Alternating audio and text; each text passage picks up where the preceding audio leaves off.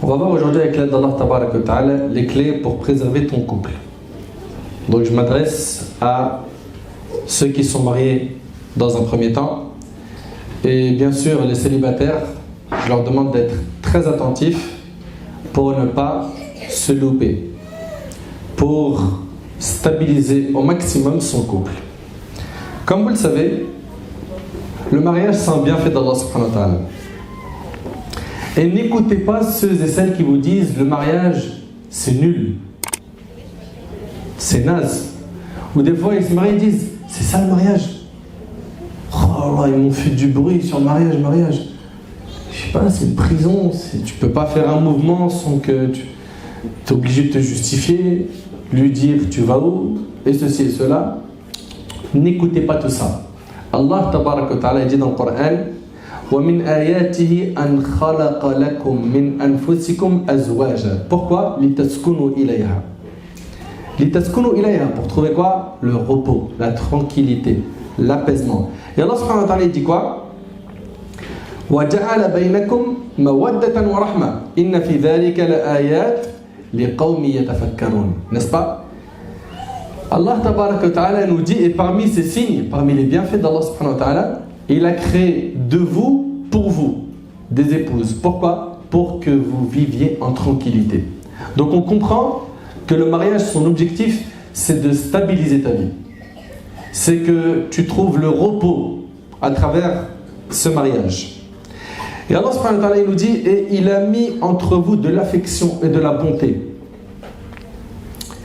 Il y a en cela des preuves pour des gens qui réfléchissent. Donc le mariage, c'est un repos. Contrairement aux relations en dehors du mariage, qui ne sont que des cauchemars. Toutes les relations hors mariage, comme vous le savez, dans notre religion, les relations où ils commencent à s'embrasser, se fréquenter et vivre comme s'ils étaient mariés, alors qu'ils ne le sont pas du tout, ces relations-là se transforment en cauchemar très rapidement. Il faut être très attentif à cela. Vous voulez le bonheur? Le bonheur, Allah Tabarak wa Ta'ala, il nous a fixé ses codes. Tu veux le bonheur? Emprunte-le en suivant les commandements d'Allah Tabarak wa Ta'ala. Ne fais pas n'importe quoi. Veiller à la stabilité du couple est une grande responsabilité de l'homme, mais aussi de la femme. Pourquoi? Parce qu'un couple, ça se construit avec un homme et une femme, et il faut que chacun d'entre nous mettre le paquet. Dans quoi? Dans les efforts que l'on va fournir pour satisfaire son conjoint, satisfaire sa conjointe, tant qu'on n'est pas dans un péché, tant qu'on ne désobéit pas à Allah Tabarak wa Ta'ala. C'est hyper important. Alors, pour commencer, sachez qu'il n'existe pas un couple qui ne connaît pas de secousses. Tous les couples sur terre connaissent des secousses. C'est-à-dire que, oui, tu vas avoir du miel, mais aussi tu vas avoir du piment. Oui, tu vas être heureux et tu vas également connaître des moments où tu seras triste. Dans le couple, il y a des hauts et des bas. Ceux qui sont mariés peuvent le confirmer, n'est-ce pas? Eh bien, il faut savoir que même notre prophète Mohammed, sallallahu alayhi wa sallam, il a connu des problèmes de couple. Mais il les a réglés avec un art impressionnant. Sallallahu alayhi wa sallam. L'art, c'est de régler le problème en étant un bon musulman jusqu'au bout pendant l'épreuve du couple. C'est pas parce que je suis dans un litige, comme le prophète sallam, il dit que parmi les caractéristiques de l'hypocrite, quand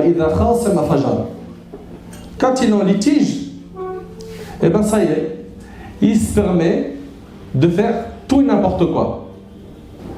Pourquoi? Sous prétexte qu'il est en colère. Non mon frère, non ma soeur. Justement, quand tu es en colère, il va falloir que tu apprennes à régler ça comme notre bien-aimé sallallahu alayhi wa sallam nous a enseigné. Maintenant, très rapidement, avant de vous donner des moyens concrets qui permettent de stabiliser le couple, j'aimerais revenir sur 2 points. Pas 3, pas 4, pas 10. 2 points qui sont pour moi les points les plus importants qui attirent des problèmes dans le couple. Un, c'est qu'on est différent. On ne réfléchit pas pareil, on n'a pas le même comportement. Je ne vois pas les choses comme toi. On n'est pas de la même nature. Moi, je suis plutôt électrique, je démarre vite. Toi, tu es trop mou. Hein, ou bien tu es de tension. Ou bien tu es trop zen. Tu t'énerves jamais. Il y a même des sœurs qui ont reproché à leur mari, il n'est jamais méchant.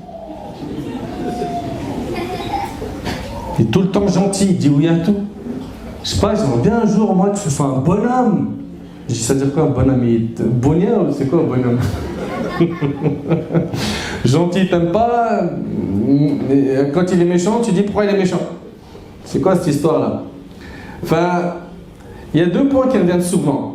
On en avait parlé ensemble dans la conférence Les causes du divorce, mais il y a la nature qui est différente de l'un et de l'autre, et il y a le côté religieux. Ils ne sont pas synchro dans la religion.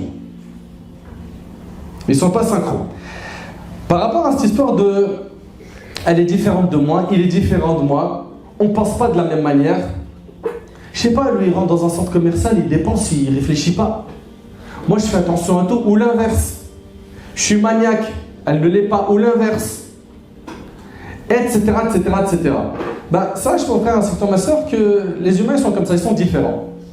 Même des jumeaux qui sortent du même ventre, ils sont différents. Oui ou non?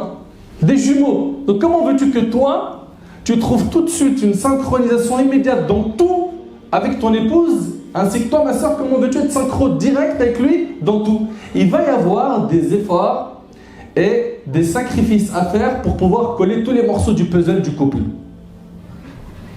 Là ici le puzzle il est trop grand, bah viens on coupe on coupe un petit peu pour qu'on puisse mettre cette pièce. Il y a des efforts à fournir. Subhanallah, le prophète alayhi salatu wassalam, dans un hadith rapporté par Tirmidhi, il nous parle de cette différence des humains. Ce hadith là, c'est le hadith d'Abu Moussa al-Ash'ari radiyallahu anhu. Il a entendu le prophète sallallahu alayhi wa sallam dire: Allah a créé Adam, le père de l'humanité, Adam alayhi salam.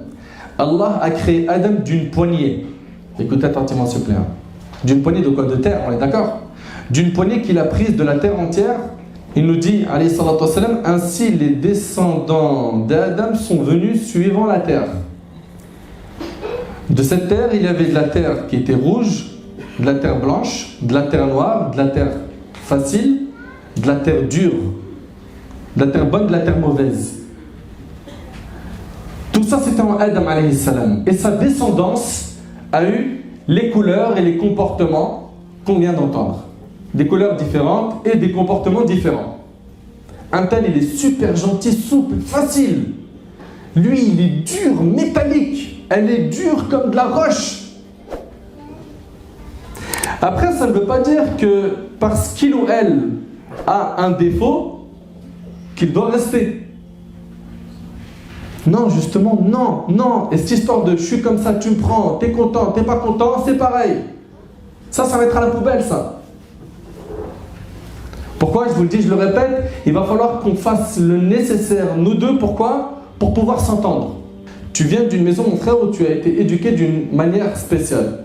Mais elle aussi, on t'a éduqué à dépenser de telle manière, à respecter tes parents de telle manière, à aider de telle manière. On t'a donné donc une éducation qui est peut-être différente de notre sœur. La sœur, elle, par exemple, on lui donnait tout le temps de l'argent. Toi, non. Le frère est trop dépensif. Et ça, depuis qu'il est à la maison, il est gâté, on le prive de rien.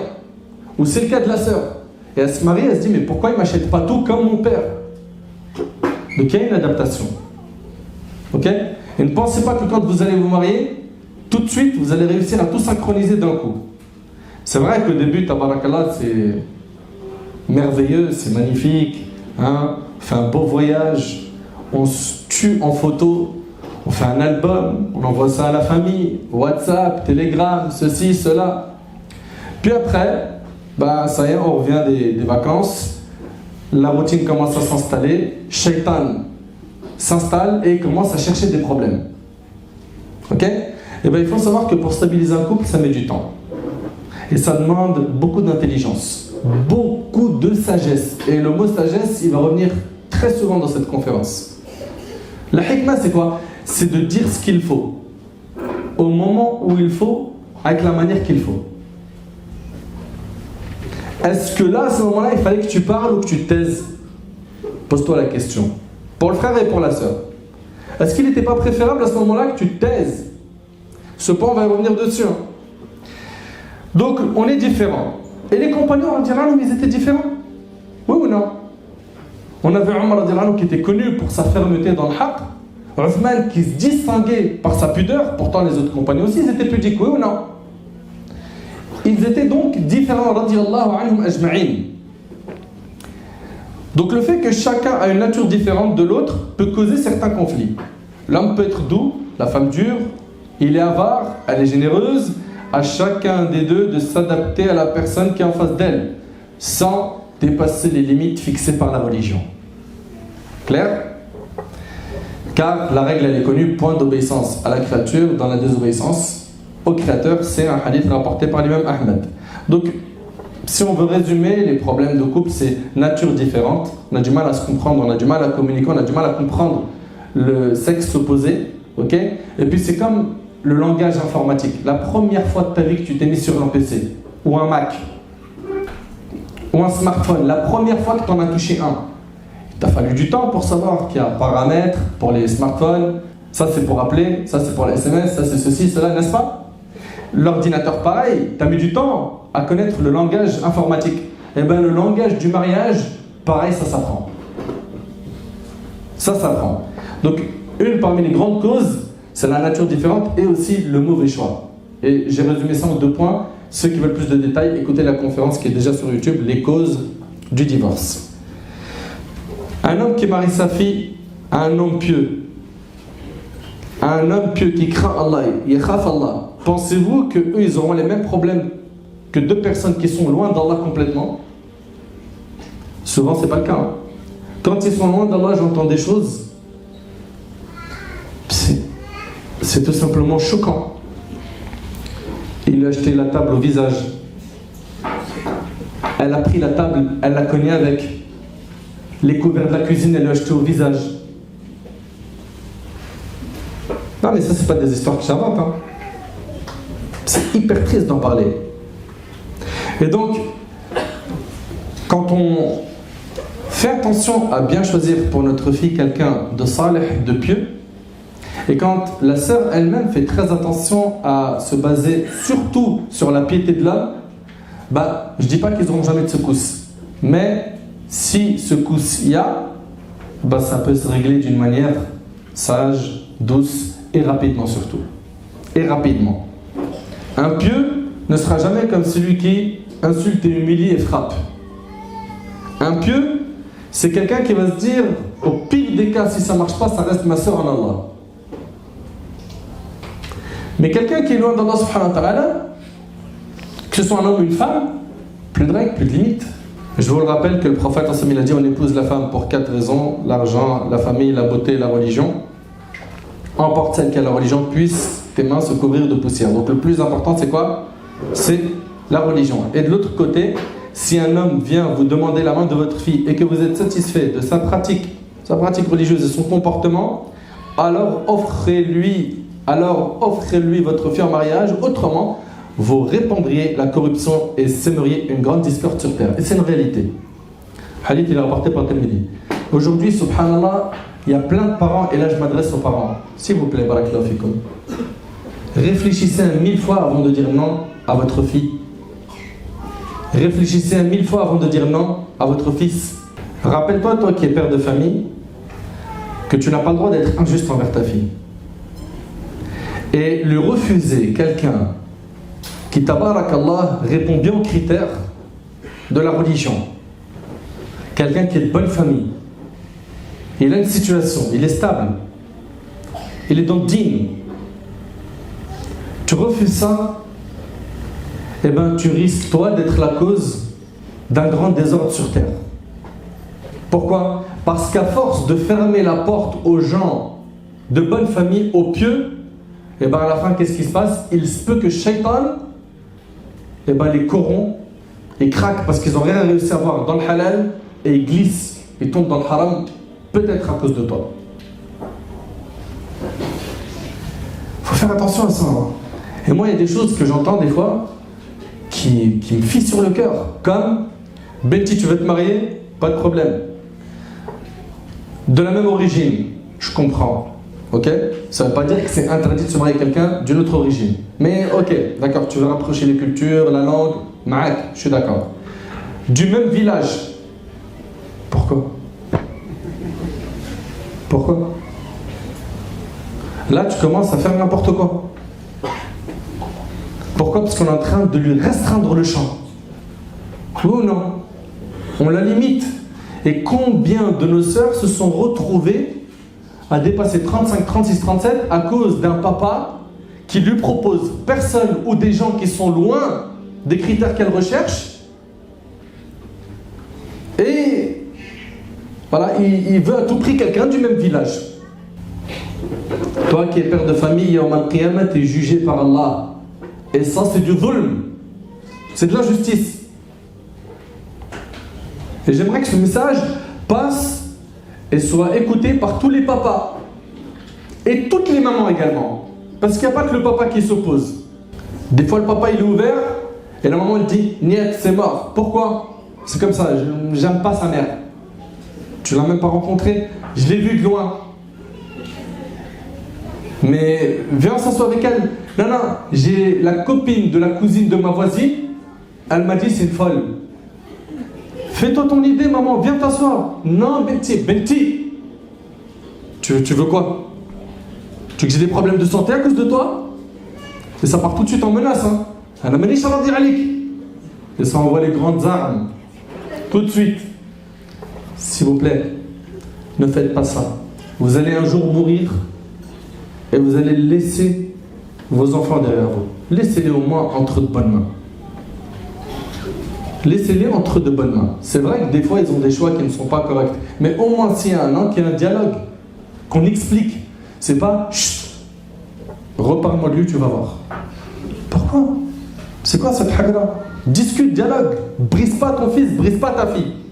Le jour du jugement, tu vas le payer cher si tu donnes ta fille à quelqu'un qui ne prendra pas soin d'elle. Tu auras des comptes le jour du jugement à payer.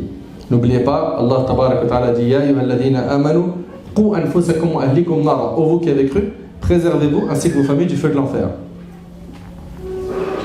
Donc ça, c'était pour résumer les deux grands points. Ensuite, très rapidement, comment faire concrètement pour préserver son couple?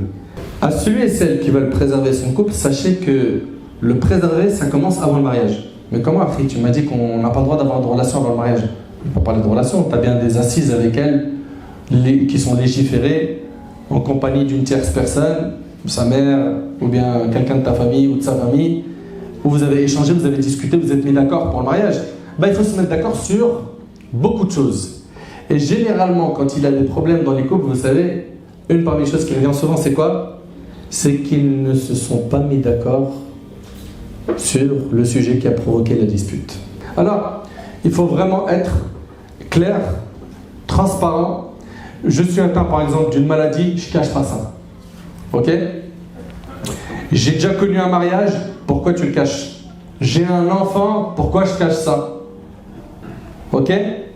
Faut être clair et se mettre d'accord sur tout. Si tu as eu un mariage dans le passé et que tu as un enfant et que tu as une garde d'enfant, ça faut que tu le dises. Tu auras toutes les 2 semaines ma fille ou mon fils ou mes enfants qui seront là. D'accord? Se mettre d'accord. Si on va après le mariage mettre tout l'argent dans une seule caisse et puis on pioche jusqu'à il n'y a plus rien, ou bien est-ce que c'est toi qui vas dépenser pour moi dans le cas où je ne travaille pas, ou est-ce que tu acceptes que je travaille? Si oui, comment on gère l'argent? Donc parler de la gestion de l'argent. Parler de tout ce qui est visite de famille. À quelle fréquence et à quelle dose? Il y en a, ils sont trop famille, il y en a, ils ne sont pas du tout famille. Et il suffit qu'un homme se retrouve avec son opposé dans ce sujet, ça peut provoquer des problèmes, donc il faut en parler avant. Il faut se mettre d'accord. Avant de se marier, il faut parler de ça. Il faut parler de notre manière de nous comporter avec le sexe opposé. Je suis quelqu'un de respectueux. Moi, il y a une femme qui me parle, bonjour, vous allez bien, ceci, cela, dans le travail, j'ai affaire à des collègues, dans le respect. D'accord. Moi, je voulais te dire, ma soeur, que j'ai plein de copines sur Snap. Ça peut fâcher la soeur. Oui ou non? Oui ou non? L'inverse. L'inverse, c'est des choses qui existent. Donc il faut vraiment clarifier un maximum de points avant de rentrer dans le terrain du mariage. Ok? Vous savez, il y a des mariages, pourquoi ils n'ont pas abouti? Parce que le frère, il a parlé de tout. Dès qu'ils ont fait le halal, il a dit moi, j'ai jamais parlé de mairie, je ne veux pas faire la mairie. Ça s'est embrouillé, ça s'est fini par un divorce, et puis ça y est, tout le monde est rentré chez soi. Il faut se mettre d'accord. Donc je le dis et je le répète. Premier point qui te permet de préserver ton couple des secousses, c'est de se mettre d'accord sur les choses qui peuvent amener des disputes. D'accord? Ça, c'est un point hyper important. Hyper important. Deuxième point, c'est également se mettre d'accord sur comment est-ce qu'on se réconcilie s'il y a une secousse. Ma soeur, si on se dispute, comment ça se passe? Franchement, moi je te dis tout de suite, il faut pas m'énerver. Moi, après, je crie, c'est chaud. Pour faire plus simple, je crie vraiment fort. Et quand les deux ils sont en embrouille, tu as l'impression d'assister à un clip de rap. Avec les gestes de la main, les cris, ça hurle, c'est du rap. Si vous arrive, c'est quoi ça? C'est quoi ce comportement? Faut que vous vous mettiez d'accord qu'il faut impérativement qu'il y en ait un qui ne réponde pas à l'autre quand il y en a un qui est chaud.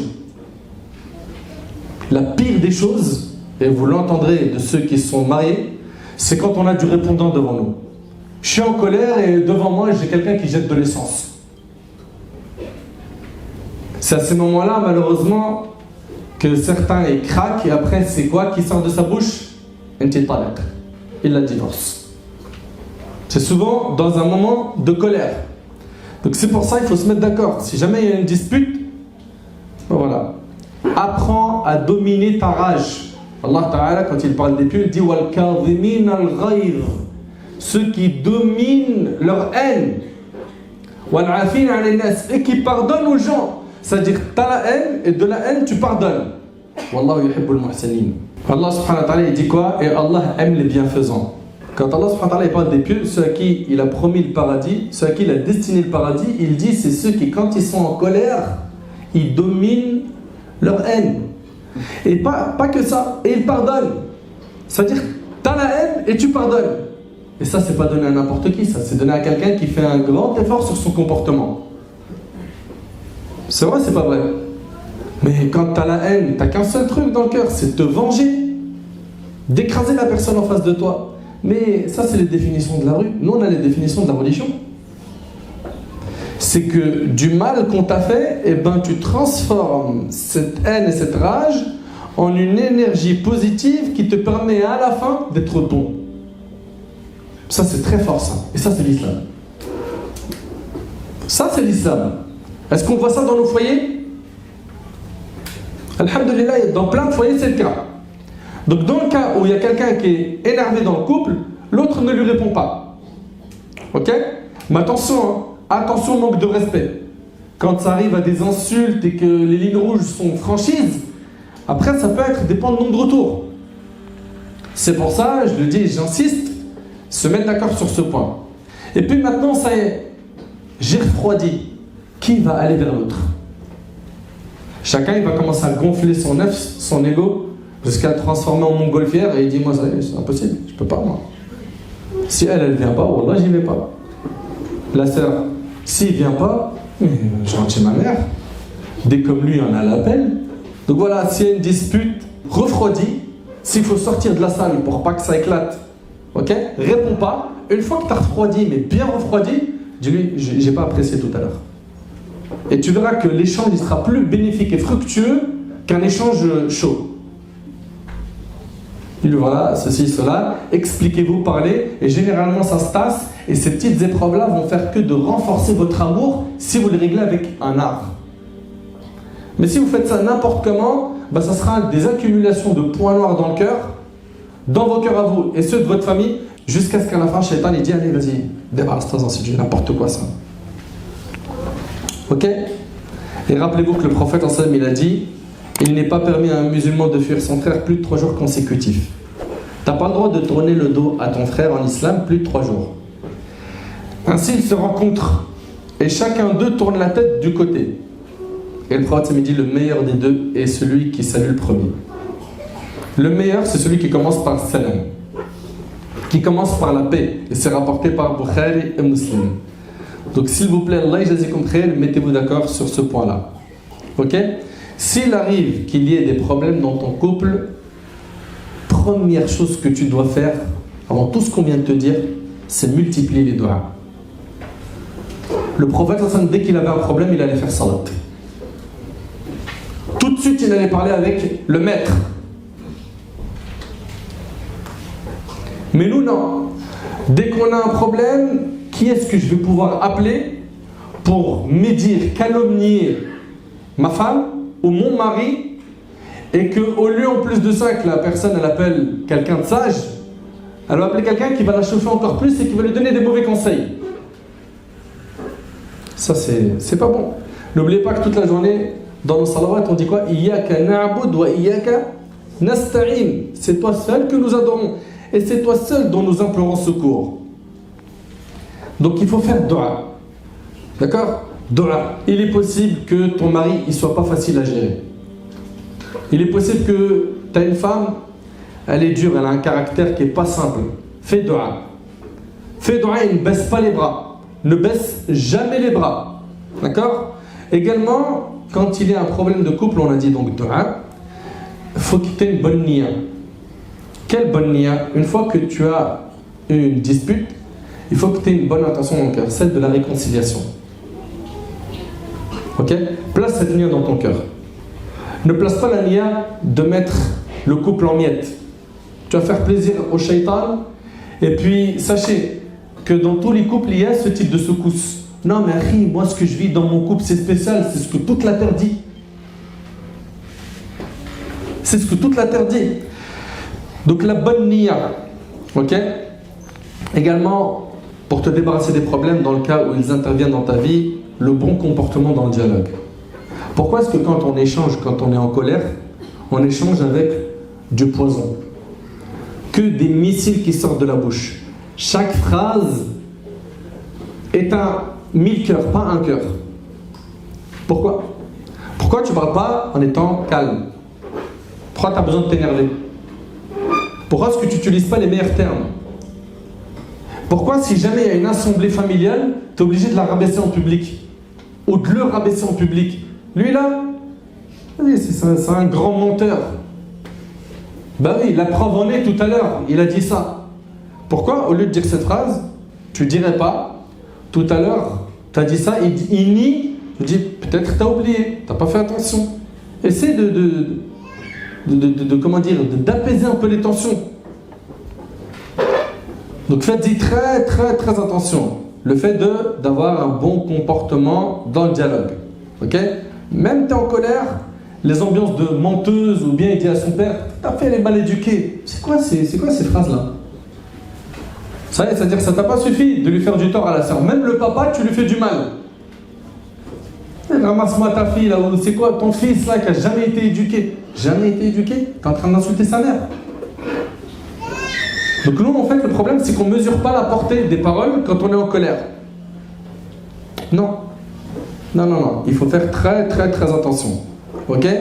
Et puis aussi, une parmi les phrases qui rend malade, c'est de toutes les manières dans mon couple ça n'a jamais été depuis le début, c'est nul. Ça des fois ça vient de l'homme, des fois ça vient de la femme. Alors que c'est faux. Ils ont passé d'excellents moments ensemble. C'est juste au moment de l'épreuve où le diable il a noirci le tableau et on n'a plus de recul. On n'est plus du tout juste. Alors qu'Allah subhanahu wa ta'ala il nous impose d'être quoi? Juste et équitable. Ok? Donc s'il vous plaît les frères, s'il vous plaît les sœurs, rappelez-vous des bons moments. Ok? Et ne soyez pas injustes. Quand vous discutez, discutez en étant apaisé. Ok? Ne maudissez pas, n'insultez pas, ne menacez pas, ne frappez pas. Tous ces comportements-là, Nabi sallallahu alayhi wa sallam, il les a pas eu. Regardez comment il était avec ses épouses. Il n'a jamais frappé une femme de sa vie. ni un enfant. Vous imaginez un petit peu? S'il arrive un problème entre nous, il faut le régler vite. S'il vous plaît, réglez-le vite. Ne laissez pas le shaitan prendre le problème et il le gonfle. Ok? C'est-à-dire, ne dormez pas sans avoir réglé ça. Ok? Le prophète il a dit 3 jours. Tourne pas le dos à ton frère plus de 3 jours. Ok? C'est-à-dire, il faut vraiment que dans ce laps de temps, tu es refroidi et que tu viennes parler, même si tu as le cœur chargé, mais au moins parle, discute en étant apaisé. Pourquoi? Pour essayer d'éliminer ce qui ne va pas. Ne repousse pas la réconciliation. Vous savez, il y a des gens, 1 an, 2 ans, 3 ans, 4, 5, 6 ans, ils ne se parlent pas. Ils vivent dans le même appart. La viande elle est dans le frigo. Elle part. Ils vivent une vie de divorcés en présence de leurs enfants. Pourquoi ce climat? Toi, mon frère, qui a un problème avec ton épouse, n'oublie pas tes responsabilités pendant le litige que tu as. C'est pas parce que tu es en colère que tes responsabilités elles sautent. C'est pas parce que tu es en colère, elle travaille pas, tu lui mets pas de l'essence dans sa voiture parce qu'elle en a besoin. Tu lui laisses la maison sans nourriture. Elle a besoin d'aller chez le médecin, il n'y a pas d'argent, je te donne rien. Ça, c'est de l'injustice. Même si tu es en colère, tes devoirs, ils restent les mêmes. Pareil pour toi, ma soeur. C'est pas parce que je suis en colère que je mets une croix sur mes devoirs. Ça s'appelle des pièges du diable. De même, parmi les conseils, s'il arrive que tu te disputes avec ta femme, ne fais pas participer tes enfants à tes problèmes.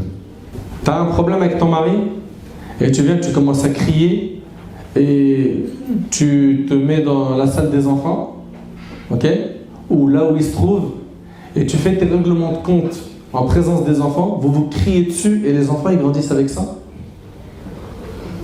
Vous voulez les détruire? Vous savez combien d'enfants ils vont chez le psy à cause des problèmes des parents? Ils ont des tonnes de problèmes à l'école. Ils n'arrivent pas à suivre à cause de ce qui se passe au foyer. Donc ça, il faut y faire attention. Et surtout, je demande aux sœurs, au moment d'une dispute, si ça tourne au vinaigre avec le mari, allez pas sécher vos larmes chez les enfants. Pourquoi? Parce que les enfants, eux, ils vont dire « Maman, elle pleure ». Mais on a entendu les cris, elle pleure. Donc papa, c'est le méchant. Alors qu'il se peut que ce soit elle la fautine. Et pareil pour le papa. Viens pas monter tes gosses contre ta femme. Les enfants, ils doivent être de côté. Ok? Faut pas les rentrer dans ce type de problème. Dans le cas d'une dispute dans ton couple, ne fais pas participer ta famille à cette dispute, sauf dans les cas de nécessité. Sauf dans les cas où c'est vraiment très important. La règle, ce qui est à la maison, ça reste à la maison. On raconte rien. Subhanallah, Sahl ibn Sa'd al-Sa'di radiyallahu anhu, il rapporte Ali ibn Abi Talib, vous le connaissez? Radiyallahu anhu. Il était marié avec qui?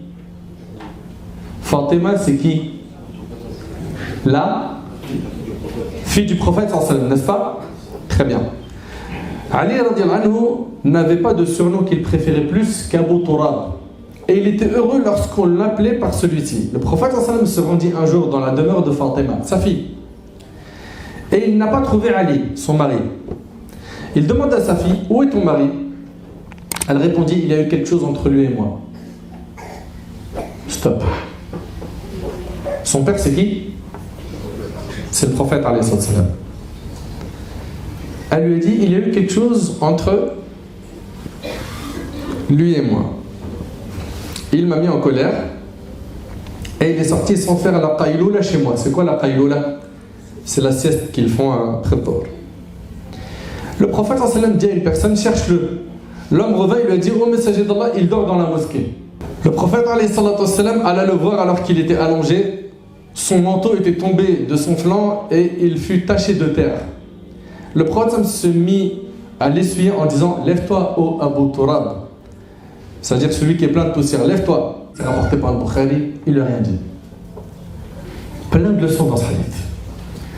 Là, on a un Fatima radiallahu anha, elle lui a pas dit, alors, je t'explique, t'es le prophète. Je te le rappelle, t'es le prophète. Hein. La plus grande autorité. Moi, je suis ta fille. Tu sais ce qu'il m'a fait? Non, il n'y a pas eu ça. Ok? 2. Il se dispute, il ne va pas au bar. Au moment de la dispute, il va à la mosquée. Pas comme certains, ils vont aller au bar. au café, faire du haram, boire du haram, tuer leur temps. Non, il va au masjid. 3, le prophète sallam, il le réveille et il ne le blâme pas. Il ne lui dit pas comment ça, ma fille, moi, le messager d'Allah. Et aujourd'hui, qu'est-ce qu'on entend certains parents? Il n'a même pas pris le temps d'écouter les deux versions. Il lui dit, moi, ma fille, tu sais, moi je suis qui, moi, dans mon village, moi, au bled?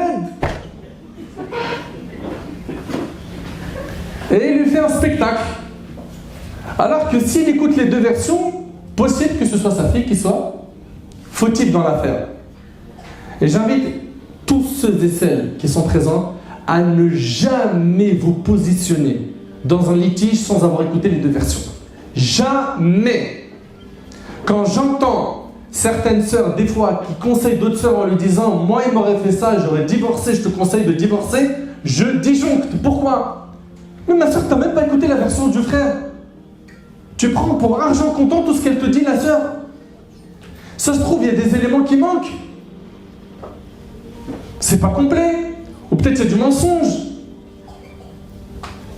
Et des fois, c'est le frère qui, lui, va raconter et il va avoir un conseil de quelqu'un qui lui dit franchement, hey, ce cas de figure-là, c'est mort, il n'y a rien à gratter. Divorce-là. Il n'a même pas écouté le problème du côté de qui? De la sœur. Et les parents, malheureusement, il arrive souvent que tout de suite pour eux, c'est parti pris. Mon fils a toujours raison, jamais il a tort. Depuis qu'il est petit, hein, à l'école, ils disent la même chose. À l'école, on lui dit, on a vu votre fils tricher. Jamais mon fils, il triche. Votre fils, il a volé un téléphone portable. Mon fils, ça va pas la tête. Je connais pas son éducation. Jamais, tout de suite, c'est le fils qui a raison. Jusqu'à ce qu'il se marie, on a la même mentalité. Mais c'est pas comme ça. Il faut écouter les deux versions. Un problème de couple, un problème de famille, un problème entre un frère et une sœur, un problème dans une association, dans une mosquée. On vient, on tranche comme ça, sans écouter les deux versions. Donc les parents, votre fille, elle vous appelle, ou votre fils, il vous appelle triste, il pleure ou elle pleure, prenez un peu de recul, ok? Si vous devez vraiment intervenir, il faut que vous écoutiez les deux versions. Okay? Si c'est un problème qui voilà, ne mérite pas qu'on se réunisse en famille ou que tu te réunis avec les deux, eh ben dis-lui, patiente ma fille, patiente mon fils, c'est rien, ma'alish. Et sois plutôt du côté de l'autre tant qu'il n'y a pas eu d'injustice, tant que le problème il est minime. Ok? Également, tu veux préserver ton couple, ne fais pas rentrer d'autres personnes dans les problèmes. Alors, il se peut que toi mon frère, quand tu te disputes avec elle, elle a envie de se confier. Alors, on a dit la règle, ne te confie pas à ta mère, ma soeur. C'est pas parce qu'on n'aime pas nos mamans, c'est parce qu'on ne veut pas alourdir leur cœur de mashakil. Elle, justement, elle te voit mariée aujourd'hui, elle veut quoi? Tafrah. Oui ou non? Elle veut être heureuse. Eh ben, ne les fais pas porter ces problèmes alors que finalement tu peux les régler rapidement. Alors que finalement tu peux les régler rapidement et que surtout, il n'y aura pas de points noirs dans ton cœur. Mais par contre, elle, si, les points noirs, ils s'accumulent dans son cœur, elle n'oublie pas. Ok? T'as envie de te confier, ma soeur? Bah, mets-toi d'accord, mon frère, avec elle. Dis-lui, pas de problème. De tes amis, elle est dans la religion, machallah, elle est de bons conseils. Si vraiment ça devient compliqué, sans rentrer dans les choses intimes, dans la question des lignes rouges, tu peux te confier à une telle, pas de problème. Ok? Vous vous mettez d'accord, parce qu'elle a besoin de se vider. C'est obligatoire. Même toi, en tant qu'homme, tu as un problème, tu craques, tu as besoin de te vider. Tu as besoin d'une oreille attentive, tu as besoin de bons conseils.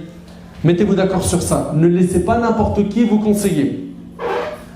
Pourquoi? Parce que vous pouvez détruire un couple. Et faites attention aussi aux mauvais soupçons. Je pense de lui du mal. Je pense d'elle du mal. Il n'y a pas d'indice qui permettent cela, mais j'ai des mauvais soupçons. Le prophète il a dit, méfiez-vous de la présomption, car la présomption est le parler le plus mensonger. Un parmi les conseils en or que vous devez retenir, apprends à fermer l'œil. Apprends à fermer l'œil. Ils disent, Laysa al-ghabi, vous connaissez? Bisayyid al-qawm, walakin sayyid al-qawm alladhi yataghaba. Ils disent, l'idiot n'est pas le maître de son peuple, mais le maître de son peuple, c'est celui qui sait faire l'idiot de temps en temps. C'est-à-dire, il ferme l'œil, il ne s'arrête pas sur tout. Et nous, aujourd'hui, qu'on soit des hommes ou des femmes, quand il y a une dispute et que c'est un truc futile, bidon, eh ben non, ça, il faut audience. Faites rentrer l'accusé. Où sont les témoins? Et on fait beaucoup de bruit pour quelque chose de futile. Et il n'y a pas que ça, il y a aussi le fait de ne pas oublier de garder, d'accumuler dans nos cœurs longtemps ces mashakil. C'est-à-dire même 10 ans plus tard, pendant 10 ans ça va, plus ou moins, voilà, il n'y a pas trop de secousses. 10 ans après, il lui dit quoi? Il lui dit, est-ce que tu te rappelles en 78 quand on était chez ta mère, je t'ai demandé juste du sucre, tu m'as dit mais vas-y lève-toi, t'as vu le geste que t'as fait avec ta main là? Franchement, c'est de l'abus, franchement c'est de l'abus. C'est de l'abus. Le prophète il a dit qu'un croyant ne déteste pas une croyante. Si l'un de ses côtés lui déplaît, elle lui plaira par un autre, rapporté par Muslim. En 2 mots, c'est quoi? Rappelle-toi de ses qualités. En 2 mots, rappelle-toi de ses qualités, afin de quoi? De fermer l'œil sur ses défauts. Et qui, s'il vous plaît, qui n'a pas de défaut? Levez la main. Qui n'en a pas? Tout le monde en a. Ok? Un point hyper important, toi qui veux préserver ton couple, apprends à reconnaître tes torts. Comme on dit, al-i'tiraf bil-haqq fadila, n'est-ce pas? Il faut impérativement faire un effort. Pourquoi? Pour reconnaître. Sur ça, je te demande pardon, j'ai fauté. Mais il y en a, ils préfèrent mourir que dire le mot pardon. Il va le contourner. Il va dire, bon, je reconnais pour hier que... Voilà. Quoi? Il ne peut pas dire pardon le nif. Ça va pas ou quoi? Ben, voilà, il fallait que je... Voilà. Parle, dis-moi, qu'est-ce qu'il y a? Il y a quoi? T'as compris? T'as un problème de neuf, c'est un problème d'ego. T'as fait quelque chose de mal, t'as fauté, dis, voilà, sur ça, j'ai fauté, je suis désolé. Et ça, je parle ici pour l'homme et pour la femme. Ok? C'est ultra important, vous qui voulez préserver vos couples, parce qu'il y en a, ils ont jamais tort, jamais de sa vie. Et s'il a tort, il va réussir, avec sa langue, à la provoquer pour qu'elle, après, elle ait tort, et après, on se rappelle que de son tort à elle. T'as vu, finalement, t'as vu? C'est à cause de toi. Il arrive toujours à retourner la situation. Également, et c'est le dernier point, tourne la page après avoir entendu des excuses. Comme on a dit tout à l'heure, ne lui rappelle pas en 78 ce qui s'est passé. Ça y est. Comme il disait, les fêtes mal, c'est ça ou pas? Elle t'a dit pardon, à partir du moment où il y a pardon, s'il vous plaît, il ne faut pas ressortir le dossier 5 ans plus tard. Attends, 2 secondes, bouge pas, il ouvre le tiroir. Il y a 5 ans, t'as oublié ou quoi? T'as fait la même chose.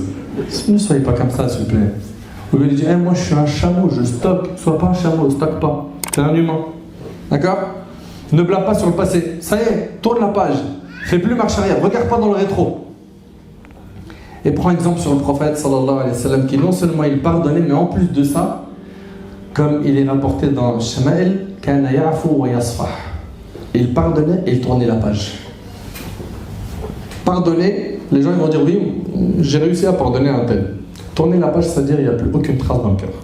Si tu veux réellement le succès, suis le prophète sallallahu alayhi wa sallam. De cette manière, tu préserveras ton couple. On a parlé, comme on vous a dit, des causes qui secouent les couples. Aujourd'hui, modestement, dans ces quelques minutes qui étaient courtes, comme vous avez pu le voir, on a parlé de quelques clés qui permettent de préserver le couple. Privilégiez toujours le dialogue apaisé. Faites beaucoup de dua pour qu'Allah subhanahu wa ta'ala il vous aide et il vous assiste. Regardez-vous dans le miroir. Vous avez des défauts, il faut le reconnaître. Il faut pouvoir dire oui, ça chez moi, ça ne va pas.